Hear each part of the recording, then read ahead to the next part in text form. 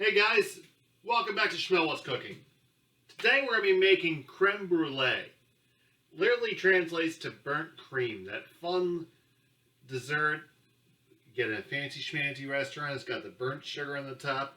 It's so fun to eat and so easy to make. Check it out.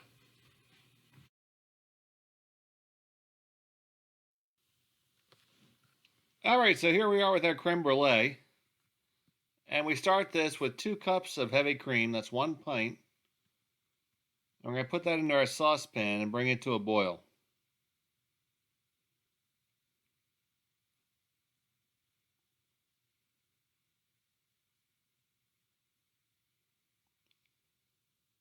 Now with the creme brulee, it's a vanilla-based flavor. So we need to infuse that into the cream. And to do that, we're going to use a whole vanilla bean. Now these are available from your different spice retailers. Also on your online retailers. So online retailer Penzey's, Penzey, that has pretty much every spice ever. They're a great source.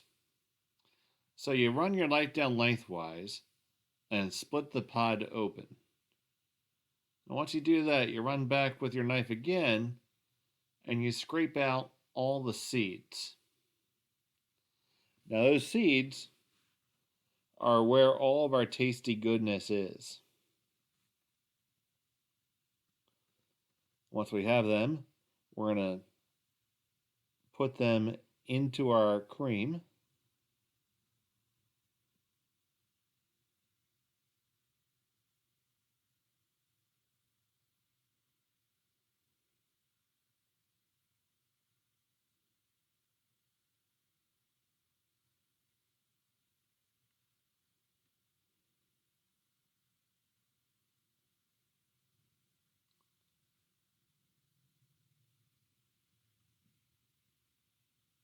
And we're going to take that pod and just drop it in there too. So we get all the flavor possible. We want to get every one of those seeds because this is a little bit more expensive than using vanilla extract. But so we bring it to a boil just so it starts to bubble up.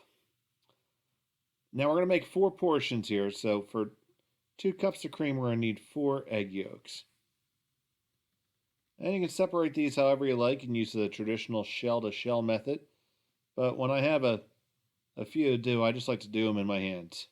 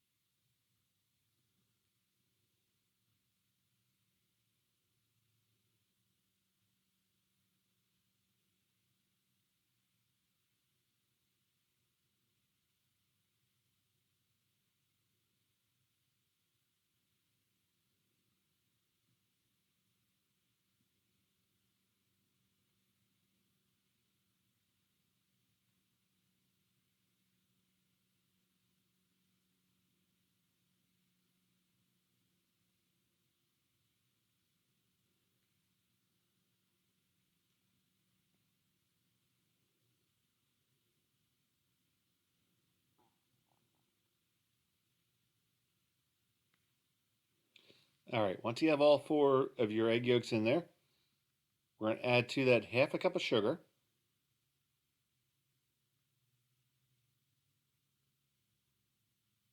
Could just dump it all in all at once, but it somehow feels more fun to sprinkle it. And we're going to whisk it. We're going to make sure we get this very well incorporated. And we're going to beat these yolks like they owe us money.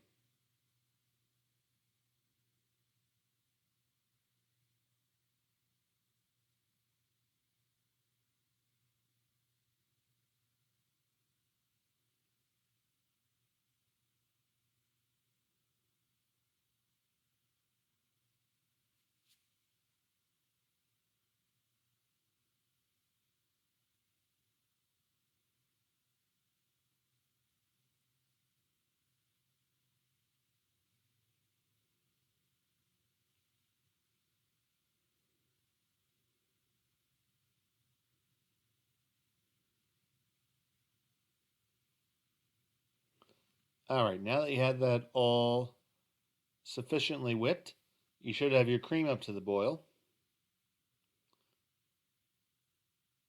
There it is, all ready to roll. And what we're going to do now is first we're going to get that vanilla pod out. I'm going to save that for later because once it dries out, you can actually put that into granulated sugar and it will infuse the flavor of that sugar and you'll end up with yummy vanilla sugar that you can use for a lot of different things.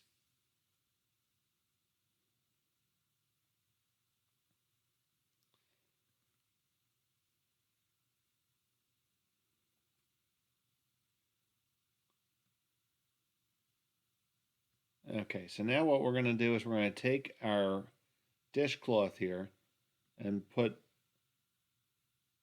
the bowl kind of cradled into it so this way we can do a two-handed operation. We're going to whisk with one hand and add just a little bit of the cream into our egg yolks. Now you want to add this a little bit at a time.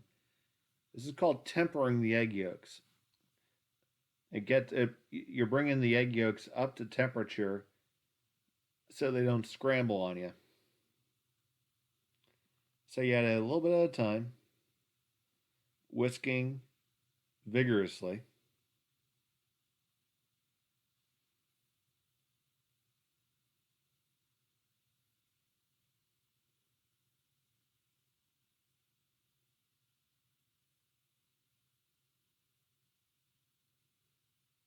And then once you have this much added, you can probably add the rest of your cream, but I'm always a little bit of a wimp with that.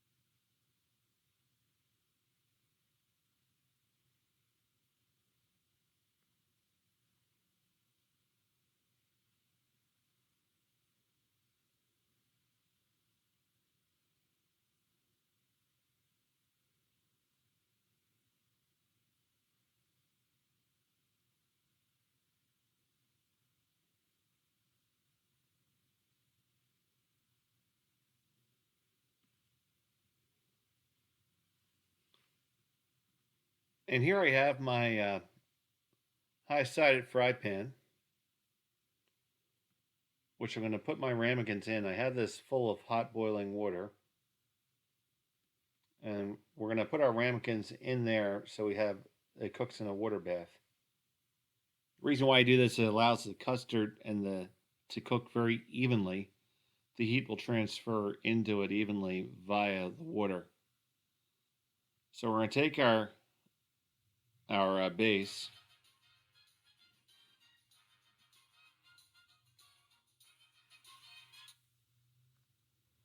and transfer it into our measuring cup here.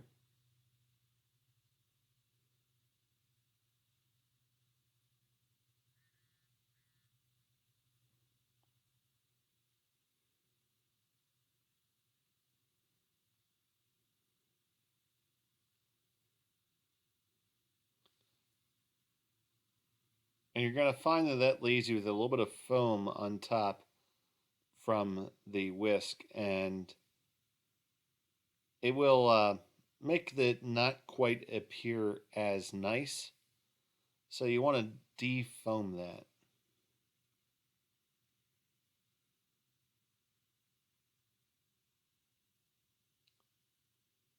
So now we're going to Take that cappuccino and turn it back into Americano. Get that foam off. Or as I used to call when I had cappuccinos and didn't know any better, I call it the scuzz. So after we de-scuzz it,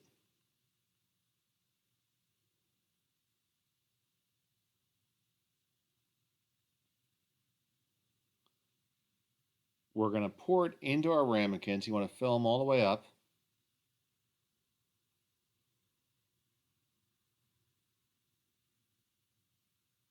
And then we're going to place them in the center of a preheated 325 degree oven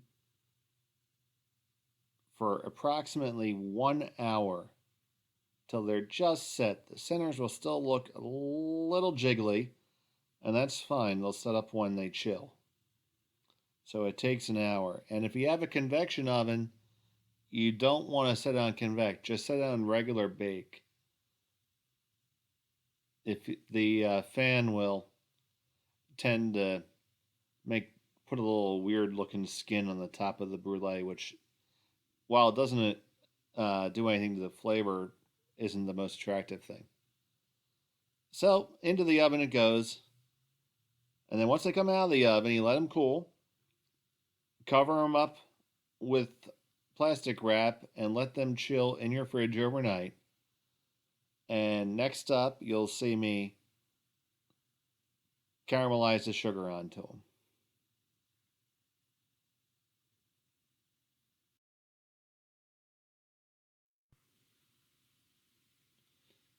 Okay, so we're done with our creme brulee here. Now it's out there, and we're going to torch it.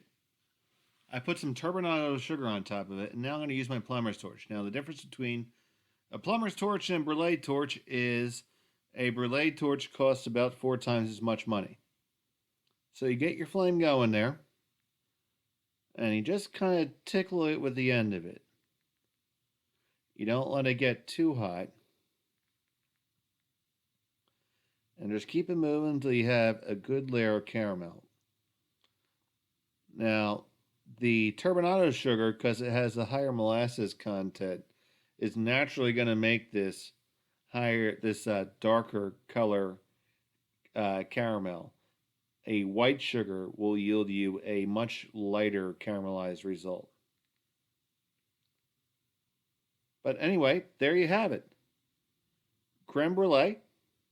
You're going to want to pop that back in the fridge and let it chill out. But there you go. Creme brulee, a great dessert. Thanks for watching. I hope you enjoyed. Please like and subscribe for more great videos. They come out every Tuesday.